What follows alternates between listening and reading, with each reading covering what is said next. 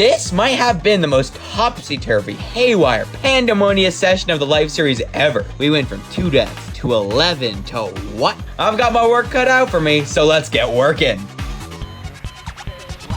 You and a super intelligent snail both get $1 million, and you both become immortal. However, you die if the snail touches you. It always knows where you are and slowly crawls towards you. What's your plan? This is a Reddit post uploaded 8 years ago by the user Andy316619, and last week's wildcard brings it to life. Bigby was first to discover this in Trial by a Horror Movie. I hear something. What the? What?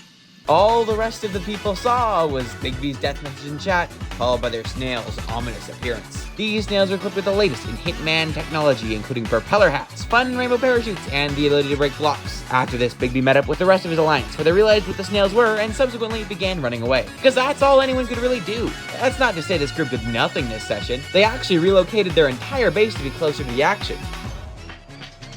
Just like everyone else, this team died a bit. This is what they look like before the session, and this is after. This is the format we're using for this video. There's no way I'm recapping all these deaths, man. There's so many. Scott's doing well as usual. The rest of the team is holding on. They could be worse overall. Brent and Martin somehow always end up at the end of my videos, so let's get to them next. Like I mentioned, there wasn't a lot of activity this session because of the wild card. However, Martin and Etho managed to do a full nether trip. And while Martin did die here, it had nothing to do with his snail. He died to an enderman. This nether trip netted this team some of the only blaze powder on the server, as well as a brewing stand, which they used to get some sneaky kills with invisible snails. Ren spent one of his lives saving Jimmy from certain doom, but he might regret it because it wasn't the only life he lost. He died a lot, meaning he had to steal a life from Impulse. What? No. I'm so sorry. That ain't happening, bro. No, That ain't happening, bro. That ain't happening, bro. Oh, Impulse, it was most certainly happening.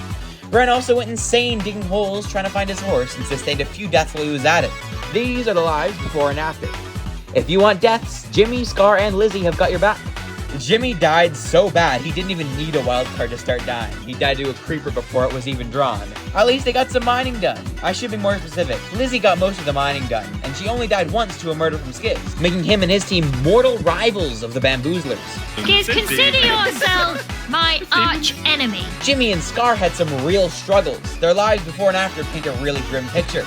If you don't want deaths, Jem and Joel have your back. These two continue their streak of doing really good this season. In fact, neither of them have died at all. They're also one of the few groups who got some progress done this session. Joel got some chickens together for future arrows, the two of them got a wall constructed to encompass their land, and Jem even got a little POW ken built. Joel and Jem aren't friendly with everyone.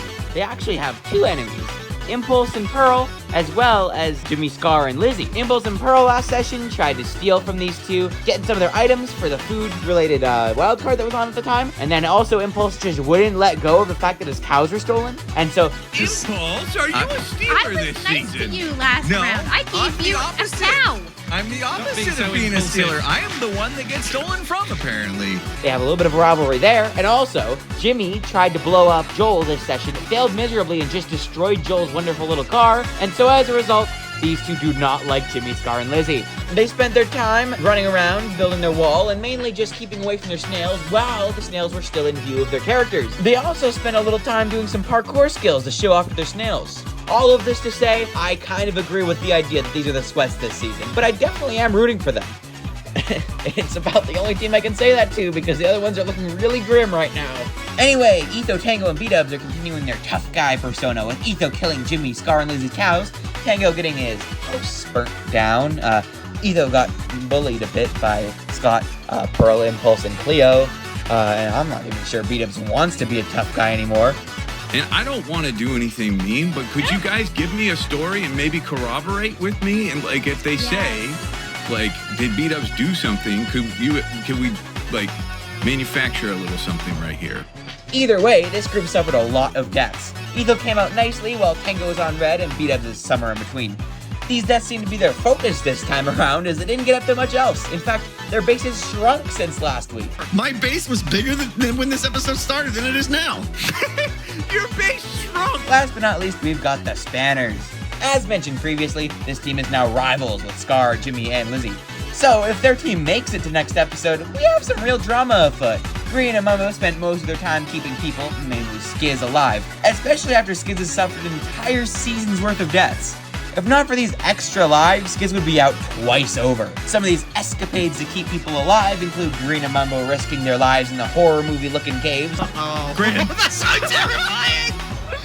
Looking for cobwebs, only for Skizz to place them on Bigby when his snail wasn't anywhere near him. Trying to help Ren get a kill, only for it to not work and him just PvPing Impulse. And setting a trap in their base, only for Green to die setting it up, and Skizz to get killed by Jimmy at the same time. Guys, I went for Mumbo, I promise you. I can't believe this.